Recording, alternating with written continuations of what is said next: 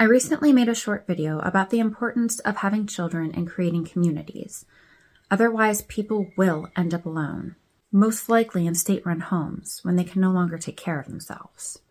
That's simply the reality.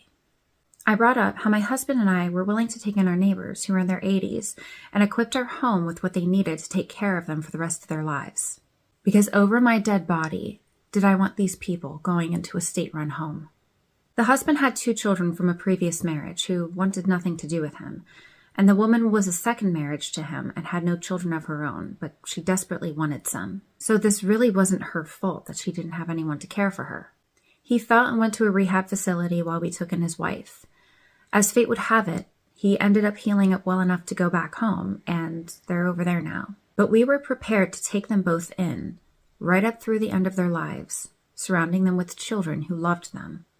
Now, several commenters on that video believe that I was saying that people should have children to be their caretakers. I understand that people who have never encountered my content might believe that that's what I was saying, as they are quite unfamiliar with these several videos I've made standing up for children against parents who had them simply to be accessories to themselves. My second long-form video is literally titled, "Children Are Not Accessories." And I recently uploaded another long-form video 2 weeks ago, touching down on the same thing. So I'm going to take this time to clear up some concerns for the newcomers and also address what one should do if they cannot have children, so as to avoid a grim fate. Parents should not have children for themselves. They should have children for God, one another, as in give their children siblings, and society. We're currently in a dreadful mess right now because the last couple of generations of parents generally had children just to fill voids in their life, or mistakenly had children and didn't end up treating them properly. And now those people have grown up without the ability to love or feel loved, who then breed and continue the cycle, or become anti-child because they don't see value in children, since they didn't feel valued as a child. This is all a lot to unpack, and I have several times. I have long-form videos on my YouTube about the last few statements, which you are free to watch. Those points are not the point of this lecture, so we need to move on. It is not okay to have children for the purpose of making them built-in future caretakers. Should families take care of one another? Yes, absolutely. But the burden of taking care of someone single-handedly is not how we're supposed to live.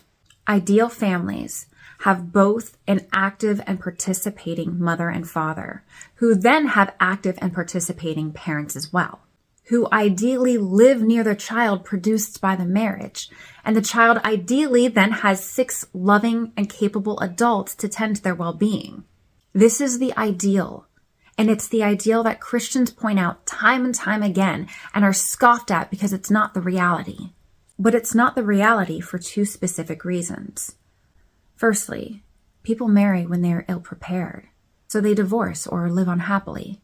Secondly, people's health is generally terrible nowadays. Our great-great-great-grandparents were tilling the fields in their old age, and now people are falling apart at 30. Anyone with half a brain has figured out why, and the other half is blindly following whatever orders they're given by the powers that be. Our population's health has generally failed. So now little Timmy does not have grandparents who can take care of him because oftentimes the grandparents are requiring that at a younger age, especially since people are having children later and later in life, which is also not how our species was designed. But hey, screw science when it doesn't align with your lifestyle and various lies that have been perpetuated onto society. But no, children should not be had to be fit into the parent's life, nor should they have to be caretaker of another. They are their own individual being with the right to live their life, a bit responsibly, who should not be expected to drop their life to take care of a family member. No, this is what the community is for. It's not okay for all these people to be stepping up and dedicating years of their life to being the sole caretakers of someone, and it's wrong for society to expect that of someone. No one person should have the entire physical, emotional, or mental burden put onto them of caring for a loved one, whether they're young or old. A child is diagnosed with cancer. Both parents, grandparents, aunts and uncles, community members just rush together to take care of not only that child, but the primary caretakers of that child as well. So why is it different when the person needing care is old? It shouldn't be.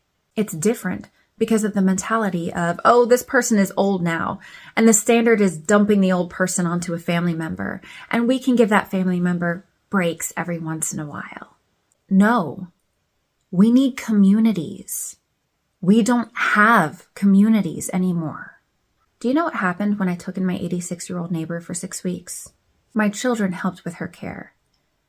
The nurse neighbor who lives across the street, who had been taking care of them both medically for the last 2 years, was helping with her care.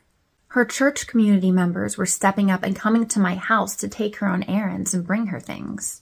This woman who didn't have children did what everyone should be doing, whether they have children or not, which is what I'm about to touch down on. A lot of men are filled with woe because they cannot find a good girl to settle down with and have children with. Good men. A lot of women have bought a lot of lies, and women are the arbiters of sex and family in every society, and this generation has decided to withhold these things to their own misery, and they call it empowerment. But they are miserable, and they are going to die alone. But hey, at least they'll cling to the fun of all those memories and all those flings they had 50 years earlier, right? Or you have wonderful married people who are desperately trying to have children and they cannot, which is a completely different story. So what are people supposed to do if they can't have children and create their own community of people to take care of one another? You do what Miss Nancy did. You actively seek out and join a community. You reach out to people, not trying to gain from them, but to just form healthy relationships. But here's the kicker. You need to provide value to those relationships and community, especially to the younger people. Miss Nancy made herself available to help others. She sought out relationships, and even when she was old and didn't have much to give, she still formed a relationship with the young family next door, who took her in when the time came. Now, should you form relationships with people just to gain from them? No, I'm not saying that.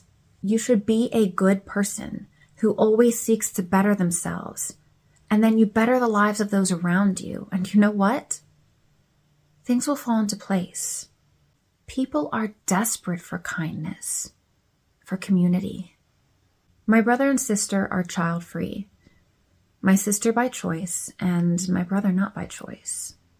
They both love and adore all of my children, and my children are vital parts of their lives. My children can't really give them anything right now except for joy. But in a few years' time, if anything were ever to happen to any of my siblings, my children will be there.